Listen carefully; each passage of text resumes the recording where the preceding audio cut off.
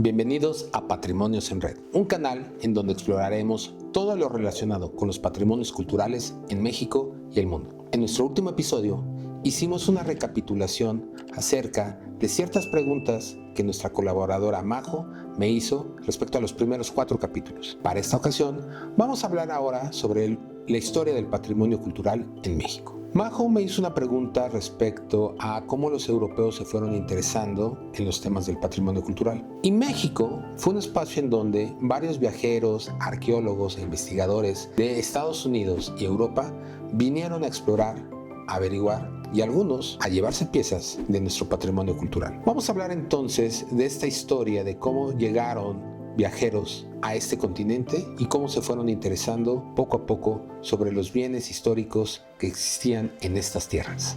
Ubiquémonos en el tiempo y el espacio. Estamos en el Virreinato de la Nueva España, siglo XVII. Es entonces cuando aparecen los primeros precursores para estudiar el pasado prehispánico. El primero de ellos va a ser Carlos de Sigüenza y Góngora, quien en 1675 va a hacer una excavación en la zona arqueológica de lo que hoy conocemos como Teotihuacán. Van a llegar también otros personajes como es Lorenzo Boturini, un italiano que va a tener una enorme colección que va a servir después para formar la antigua colección de lo que será el Museo Nacional Mexicano. Un personaje jesuita, Francisco Javier Clavijero, va a hacer su libro de Historia Antigua, la cual será probablemente la primera y más antigua historia sobre estas tierras ya relacionadas con el nombre de México.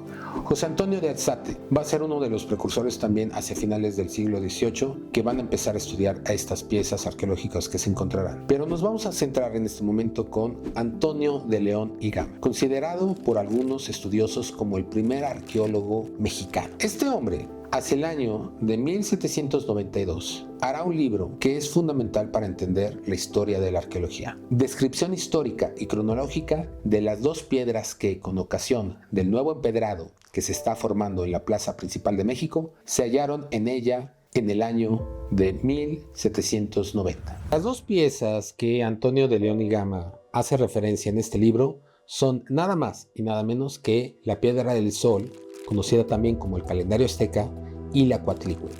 Ambas piezas se pueden encontrar hoy día en el Museo Nacional de Antropología. Vamos a hablar en este momento acerca de un personaje importante, Antonio del Río. Hacia finales del siglo XVIII existía la historia acerca de una mítica población a la cual se le denominó Palenque. En 1786, el capitán Antonio del Río se le dio la encomienda de buscar dicha ciudad. Y fue así como se embarcó en la selva de Chiapas y encontró esa ciudad. Su viaje es considerado como la primera expedición arqueológica dentro del territorio novohispano. Al regreso de su viaje, elaboró un informe, el cual, muchos años después, fue publicado en inglés con el nombre de Description of the Ruins of an Ancient City Discovered near Palenque in the Kingdom of Guatemala. Existe una gran polémica respecto a quién fue verdaderamente el primer arqueólogo mexicano. ¿Fue Antonio de León o fue Antonio del Río? Será interesante que ustedes averigüen y saquen sus propias conclusiones.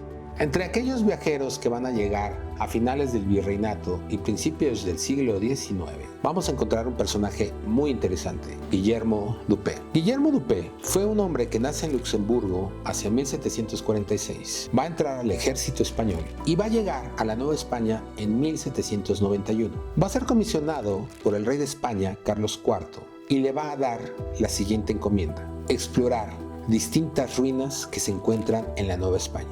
Entre 1805 y 1809 va a realizar una expedición que recibirá el nombre de Real Expedición Anticuaria de la Nueva España. Va a emprender 3 viajes y va a estar acompañado por un ilustrador, un dibujante llamado Luciano Castañeda. Dupé va a tener que terminar abruptamente su expedición, dado que se le va a confundir con un espía francés. Recordemos que en esos años había un conflicto entre Francia y España. La obra de Dupé va a tener un destino azaroso, pues hasta nuestros días existen 4 versiones distintas sobre su obra. Una publicada en 1827 en la Ciudad de México, otra publicada en 1831 en la Ciudad de Londres, una más que apareció en París hacia 1844 y una que existe en Madrid publicada en 1969. Para conocer mejor acerca de este interesante personaje, les recomiendo que lean los libros que ha publicado sobre él Leonardo López Luján, arqueólogo mexicano. Hasta este momento solamente hemos hablado de aquellos viajeros que visitaron estas tierras durante el virreinato. Pero una vez que México logra su independencia, va a tener muchos más viajeros y algunos de ellos van a tener grandes descubrimientos. Pero ¿quiénes fueron estos viajeros? ¿Qué fue lo que descubrieron? ¿Qué fue lo que se llevaron? Todo eso lo vamos a descubrir en nuestro próximo episodio. Acompáñenos.